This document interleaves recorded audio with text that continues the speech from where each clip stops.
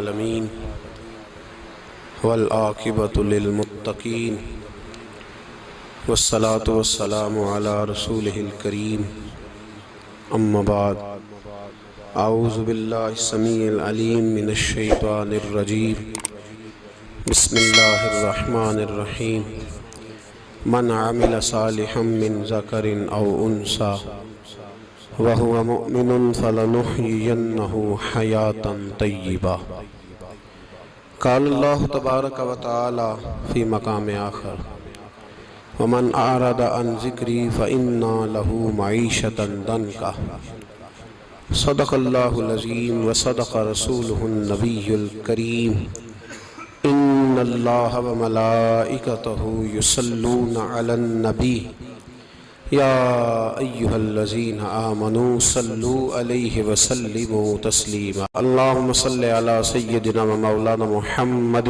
معدن الجود والکرم وآلہ وصحبہ وبارک وسلم۔ عزیز دوستو، انسانی زندگی اثرات لیتی ہے، اچھے اثر بھی ہوتے ہیں، برے اثر بھی ہوتے ہیں۔ انسان کو موسم کا اثر بھی ہوتا ہے، انسان پر اس کے خاندان کا اثر بھی ہوتا ہے، انسان پر صحبت کا اثر بھی ہوتا ہے۔ بالکل اسی طرح انسان پر اس کی نیکی کا اثر بھی ہوتا ہے اور گناہوں کا اثر بھی ہوتا ہے۔ نیکی دل کو سکون دیتی ہے، گناہ انسان کو پریشان کر دیتے۔ نیکی اللہ کی رحمت کو متوجہ کرتی ہے۔ پھر حالت یہ ہوتی ہے کہ انسان اپنی ان پریشانیوں کا حل کہیں اور ڈھونڈتا پھرتا ہے، حالانکہ جب گناہوں کی بیماری لگے تو اس کی شفا توبہ میں ہوتی ہے، اس کا حل اللہ کے حضور معافی مانگنے میں ہوتا ہے، پہچاننے میں ہوتا ہے کہ مجھ سے کہاں غلطی ہو گئی، کس جگہ جا کے کمزوری میں نے دکھائی۔ ہر انسان اچھی، ٹھنڈی، خوبصورت، سکھ والی زندگی چاہتا ہے۔ اللہ کریم نے سورہ نحل کے اندر ارشاد فرمایا من عمل صالحا من ذکر او انثی، فرمایا جو بھی اچھے عمل کرے، چاہے مرد ہو چاہے عورت ہو، وہو مؤمن، شرط یہ ہے کہ مومن ہو، فلنحیینہ حیاۃ طیبہ، فرمایا ہم اسے پاکیزہ زندگی عطا فرما دیں گے، حیات طیبہ دے دیں گے اسے، پاکیزہ زندگی۔ شرط کیا ہے؟ من عاملہ صالحا، نیک عمل کرے۔ کون سے عمل کرے؟ اٹھنا بیٹھنا، کھانا پینا، چلنا سونا جاگنا محتاط ہو اس کا، وہ نیکی کرے۔ قرآن پاک کے لفظوں کے حسن پر غور فرمائیے گا، فرمایا فَلَنُحْيِيَنَّهُ حَيَاةً طَيِّبَةً، ہم ضرور اسے پاکیزہ زندگی عطا فرما دیں، صاف ستھری زندگی، معیاری زندگی، خوبصورت شب و روز، آئیڈیل زندگی جس کو لوگ کہیں گے، وہ والی زندگی اسے دیں گے۔ اور دوسرے مقام پر سورہ طٰہٰ کی آیت نمبر 124 میں فرمایا وَمَنْ أَعْرَضَ عَنْ ذِكْرِي، جو ہمارے ذکر سے منہ پھیرے گا،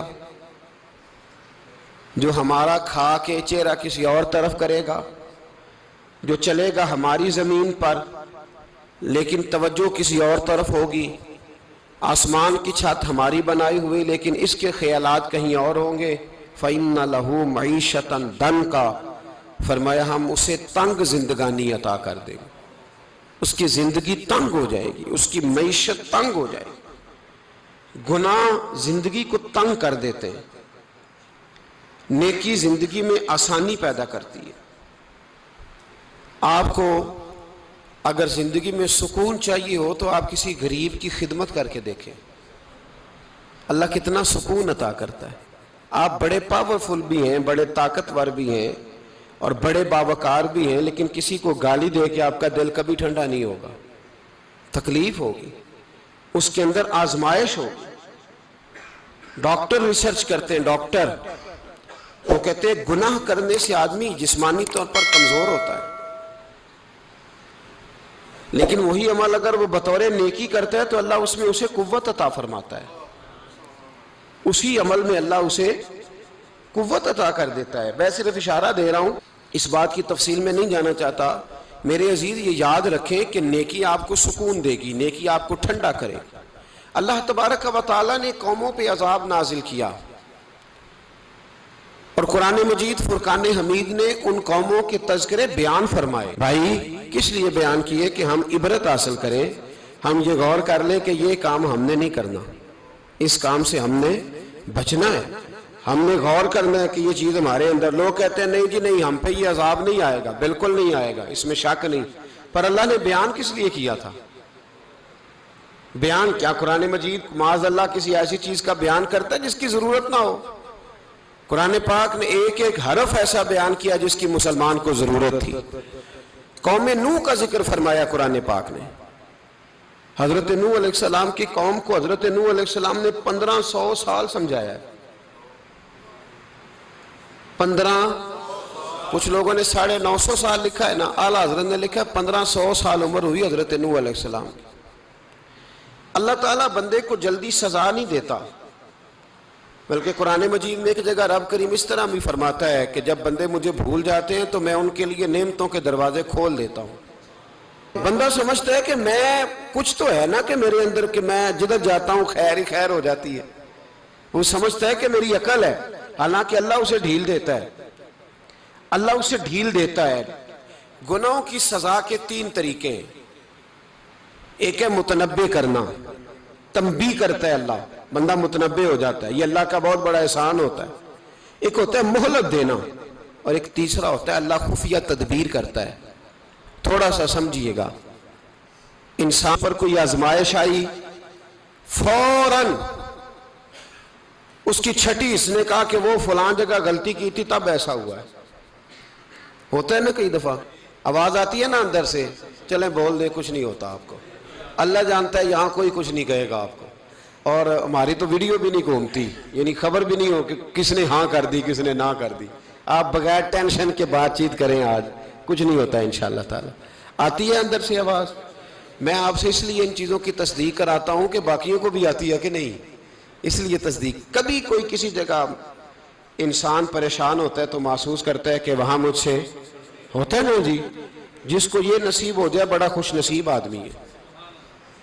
حضرت مولا علی فرماتے ہیں اگر تجھے دنیا میں سزا مل گئی تو بچ گیا ہے، سمجھ پھر اللہ کرم کرے گا، آخرت میں سزا نہیں دے گا. اور یہ یاد رکھ لے، وما اصابکم من مصیبت فبما کسبت ایدیکم ویعفو عن کثیر. اللہ فرماتا ہے دنیا میں تجھے جو بھی تکلیف پہنچتی ہے وہ تیرے ہاتھوں کے کرتوتوں کی وجہ سے پہنچتی. ویعفو عن کثیر، فرمایا کثیر گناہ تو میں ویسے ہی معاف کر دیتا ہوں. یہ جو تیری زندگی میں دکھ ہے نا، یہ بھی میری قلیل سزائیں ہیں. یہ کثیر پر سزا، یہ قلیل ہے، قلیل یہ جو تمہاری زندگی میں تکلیفیں. انسان کو سزا ملتی. حضرت فضیل بن عیاض رحمۃ اللہ تعالی علیہ گھوڑے پہ بیٹھے تھے، گھوڑا شرارت کرنے لگ گیا، اچھلنے لگ گیا، کودنے لگ گیا. تو حضرت فضیل بن عیاض نیچے اترے، ایک کونے میں جا کے نماز کی نیت باندھ لی، 2 رکعت نماز پڑھی، پھر دیر تک استغفار پڑھتے رہے، روتے رہے، دعا کرتے رہے. واپس آئے،